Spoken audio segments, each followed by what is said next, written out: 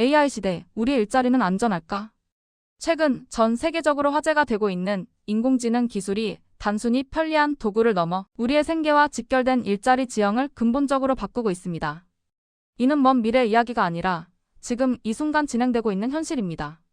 개발도상국의 생존 기반이 흔들리고 있습니다. 필리핀, 방글라데시, 인도 등 많은 개발도상국들은 그동안 콜센터, 데이터 입력, 고객 응대 등 아웃소싱 서비스업으로 수백만 개의 일자리를 창출하며 경제를 일으켜 왔습니다. 이들 나라에서는 영어를 구사하는 젊은 인재들이 글로벌 기업의 고객 서비스를 담당하며 중산층으로 진입할 수 있었죠. 하지만 이제 챗GPT 같은 AI 챗봇이 24시간 쉬지 않고 더 저렴한 비용으로 여러 언어를 동시에 구사하며 같은 업무를 처리할 수 있게 되었습니다. 사람만이 할 수 있다고 믿었던 언어 능력과 맥락 파악이 더 이상 안전한 방패가 되지 못하는 것입니다. 한국을 포함한 선진국도 예외가 아닙니다. 우리나라 역시 마찬가지입니다. 편의점이나 마트의 무인 계산대가 늘어나고 은행 창구는 점점 줄어들며 고객센터 전화를 걸면 AI 상담사가 먼저 응대합니다.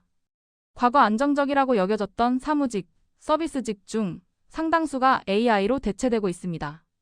특히 단순 반복 업무, 정형화된 데이터 처리, 기본적인 고객 응대 등은 가장 먼저 AI의 영향을 받는 영역입니다. 미국이나 유럽 등 부유한 나라들도 계산원, 은행원, 텔레마케터 같은 직업군이 빠르게 줄어들고 있는 추세입니다. 이번 기술혁명은 과거와 다릅니다. 과거의 기술 발전을 떠올려보면 농기계가 도입되었을 때 농부들은 더 넓은 땅을 경작할 수 있었고 컴퓨터가 보급되면서 사무직 노동자들은 더 복잡한 업무를 처리할 수 있었습니다. 이처럼 기존 기술들은 사람의 능력을 보완하고 증폭시키는 역할을 했습니다. 한 사람이 더 많은 일을 할 수 있게 도와주는 도구였던 셈이죠. 하지만 AI는 다릅니다. AI는 사람을 도와주는 것이 아니라 사람을 대체합니다. 콜센터 직원 100명이 처리하던 업무를 AI 시스템 하나가 완전히 떠맡을 수 있습니다. 생산성은 올라가지만 일자리는 사라지는 것입니다. 이것이 바로 대체적 자본의 특성이며 이전 산업혁명과는 근본적으로 다른 지점입니다. 부는 소수에게만 집중됩니다. 더 큰 문제는 AI 기술을 개발하고 소유한 주체가 극소수라는 점입니다. 오펀AI, 구글, 미터 같은 미국의 거대 기술 기업들과 중국의 AI 기업들이 기술을 장악하고 있으며 GPU 같은 핵심 하드웨어 역시 소수 국가와 기업 엔비디아, TSMC 등에 집중되어 있습니다. 한국도 IT 강국이라고 하지만 글로벌 AI 경쟁에서는 미국과 중국에 뒤처져 있습니다. AI가 창출하는 막대한 경제적 가치는 기술을 보유한 소수 국가와 기업 그리고 그들의 주주들에게만 돌아갑니다. 일자리를 잃은 대다수 노동자들은 그 혜택에서 배제되는 구조입니다. 결국 국가 간, 계층 간 빈부격차는 더욱 심해질 수밖에 없습니다. 우리는 무엇을 준비해야 할까요? 이러한 변화 앞에서 개인과 사회가 할 수 있는 대응은 무엇일까요? 교육의 방향을 바꿔야 합니다.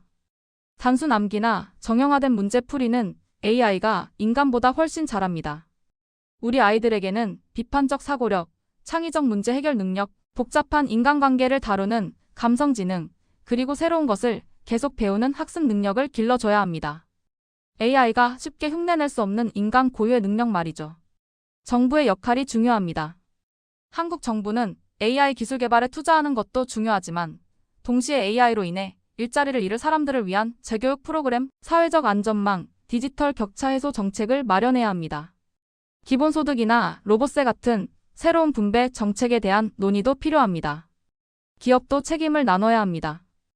AI로 생산성이 올라가고 비용이 절감되면 그 이익을 소수 주주들만의 몫으로 가져갈 것이 아니라 사회에 환원하는 방안을 고민해야 합니다. 결론 기술의 혜택을 어떻게 나눌 것인가? AI 기술 자체는 선도 악도 아닙니다. 문제는 그 기술이 만들어내는 가치를 어떻게 분배할 것인가입니다. 소수의 기술 기업과 투자자들만 부를 독점하고 대다수 노동자들은 일자리를 잃고 경제적으로 소외되는 사회를 원하는 사람은 없을 것입니다. 지금 우리에게 필요한 것은 기술 발전을 막는 것이 아니라 AI 시대에 맞는 새로운 사회 계약을 만드는 것입니다. 모든 사람이 기술 발전의 혜택을 공정하게 누릴 수 있도록 교육 시스템을 개편하고 사회 안전망을 강화하며 새로운 분배 구조를 고민해야 할 때입니다. 이것은 단순히 경제 문제가 아니라 우리가 어떤 사회에서 살고 싶은가에 대한 질문입니다. 한국 사회도 이제 이 질문에 진지하게 답해야 할 시점에 와 있습니다.